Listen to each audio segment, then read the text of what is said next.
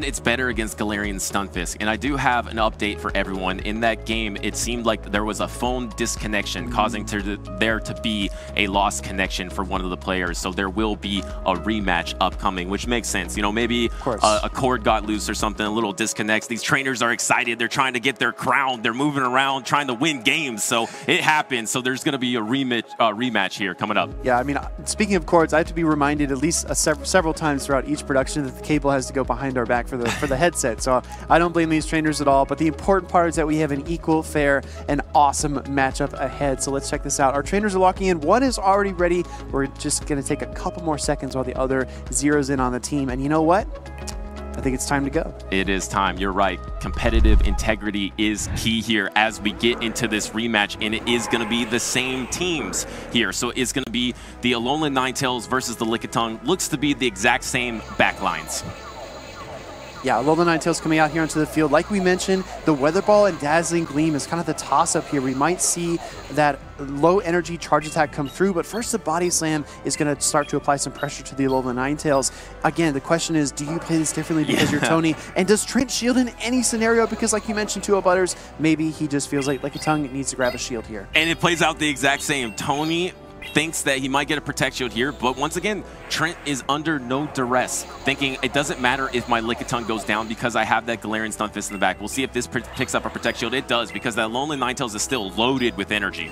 Alolan Ninetales can strike back here. The Dazzling Gleam might be enough after just a few more Powder Snows because it is a very powerful attack. Does Trent know that? Does he use a Protect Shield? No. Again, Nerves of Steel does not fear the Ice Weather Balls or the Dazzling Gleam. Well, the beauty of this rematch is it's playing out exactly how it played before the disconnection. So we're just going straight back to where we were, as this Weather Ball does pretty much knock out, but 1 Powder Snow, 2 Powder Snows gets it done. So now the same thing. I expect the Galarian Stunfisk. This is just a mirror of what happened before. I was going to ask you if we saw a pivot here, maybe to that Trevenant, but no. The Alolan Ninetales is going to throw the Ice-type Weather Ball here, just deal some neutral damage, and we've seen this kind of just chip away at the Galarian Stunfisk, but Alolan Ninetales already putting in a ton of work, and here comes a second Ice-type Weather Ball. This brings Galarian Stunfisk to half health, roughly. Yeah, it's a pesky situation for this Galarian Stunfisk because it's just taking all these neutral Powder Snows, and maybe there's going to be another Weather Ball. You're going to try to go for the full. No, did not commit. Might have gotten that full Mud Shot down, but last second just bailed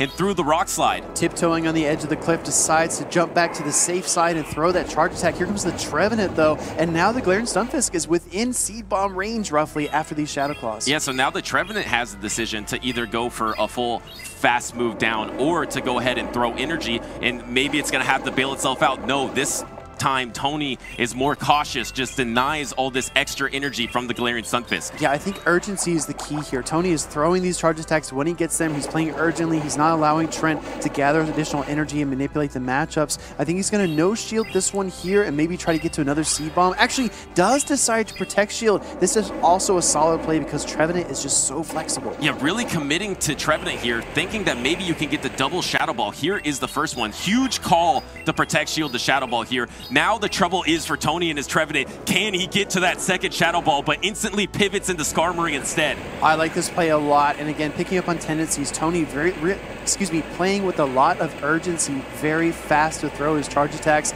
and Trent picks up on that. He says, this is Shadow Ball, 100%, shields it correctly, and now Altaria's got a lot of work to do. Oh my goodness, almost a CMP type, but that one-turn Dragon Breath gets this move off first. And this is why Altaria is a force. Even against these Steel types, it just wears it down between that Dragon Breath, Sky Attack, or even Moonblast. I mean, here comes the Sky Attack, I believe, from the Skarmory, or was this the Brave Bird? This is the Brave Bird. It is the Brave Bird! But it's not quite enough, and this is a bit problematic. He throws the Sky Attack, which is huge. This is absolutely massive because now Trevenant will Shadow Claw this down and deliver the final blow to that Galarian Stunfisk. Yes.